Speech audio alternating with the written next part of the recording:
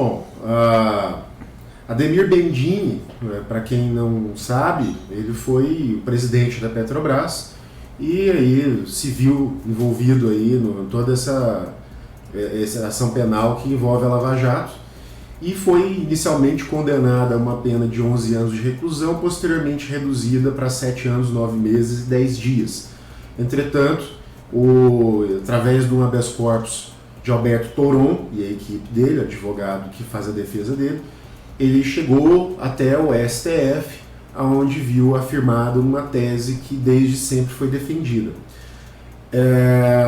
Basicamente, fazendo aqui curta uma longa história, a tese dele envolve um direito que é bastante até elementar para as defesas, que é a faculdade de falar por último. O que acontece nesse caso foi basicamente o seguinte: vejam que existe em todo o cenário da Lava Jato uma estrutura entre réus ou acusados delatados e delatores. Os acusados ou réus delatores, eles também trazem na fala dele uma carga acusatória.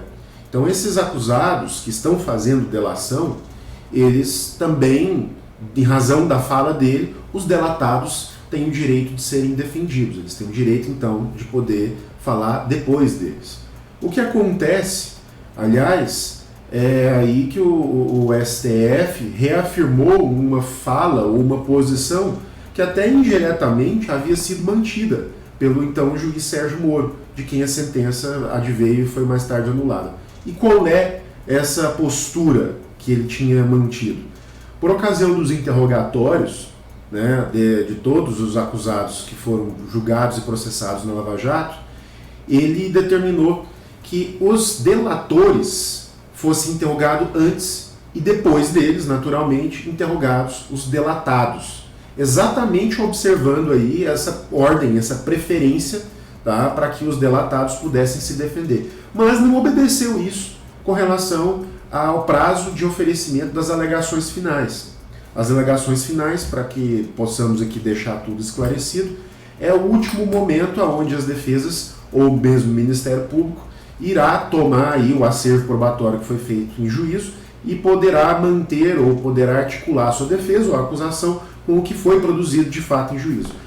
Acontece que esse prazo foi comum, né? Foram 10 dias para todos os acusados, entre delatores e delatados. Então os acusados que eram os delatados, eles não puderam observar inclusive as peças defensivas dos delatores. E a tese lançada e mantida pelo ministro relator Ricardo Lewandowski era exatamente essa, no sentido de que também a fala dos acusados delatores possui uma carga acusatória, e dessa carga acusatória os delatados devem se defender também.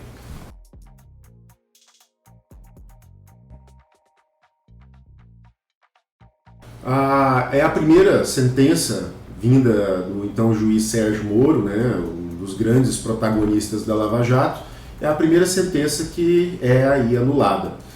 E essa anulação vai devolver todo o processo, todo o caso envolvendo Ademir Bendini, que era então presidente da Petrobras, vai devolver para a fase das alegações finais. Não haverá aí uma nova instrução, porém essa anulação vai levar, de novo, como eu falei, até o momento das alegações finais. E por que isso acontece? Eu explico. Isso acontece porque, de acordo com a tese que foi fixada pelo advogado, autor da peça do habeas corpus, o Alberto Toron, houve aí uma lesão a uma regra que nós, criminalistas, consideramos até comezinha, até muito elementar: a sequência das manifestações. Como você tem, no caso da ação penal envolvendo o Bendini, um cenário onde há acusados delatores e acusados delatados, houve a percepção por parte do relator, lançado pela tese do habeas corpus, de que a fala dos acusados delatores também carrega, também transporta uma carga acusatória. E dessa carga acusatória levantada e transmitida pelos réus delatores, os réus delatados também têm que se defender. Agora, é curioso observar que esse entendimento, contraditoriamente, foi observado pelo próprio juiz Sérgio Moro por ocasião dos interrogatórios. Ou seja, Quando houve o momento dos interrogatórios, tá, que é o momento final da instrução, quando o acusado se defende oralmente, o juiz Sérgio Moro entendeu que os delatados, entre eles Bendini, seriam os últimos a serem ouvidos, exatamente para que eles pudessem ter acesso e entender o que os delatores tinham colocado. Mas isso não aconteceu e nem foi observado por ocasião da apresentação das alegações finais. E é uma tendência de toda a Operação Lava Jato admitir esse prazo comum da defesa. Então a defesa de todos os acusados, ou seja, delatores e delatados, vão se manifestar todas juntas, né? E aí a grande preocupação da Operação Lava Jato, porque isso pode ter um efeito cascata. Isso pode ter um efeito aí que vai alcançar todas essas condenações. Agora, já aqui a notícia que se tem é que bem na surdina, ou não sei se essa é a melhor palavra, mas reservadamente, já existe aí uma tendência dos ministros do STF no entendimento de que haveria aí a necessidade de haver uma modulação dos efeitos.